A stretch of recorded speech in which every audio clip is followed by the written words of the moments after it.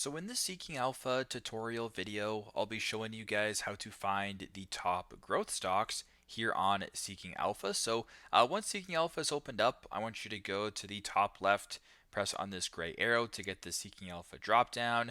Then I want you to go down to where it says stock analysis. So once you're here, there's actually a bunch of different things you can do. But if you go to stock ideas right here, you can go ahead and press on that.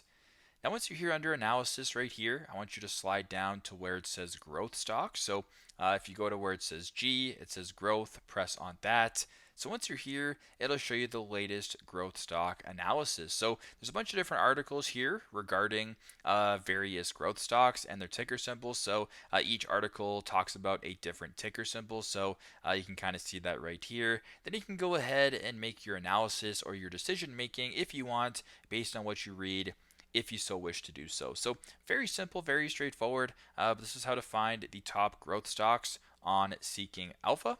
Thanks again for watching, and I hope this video helps.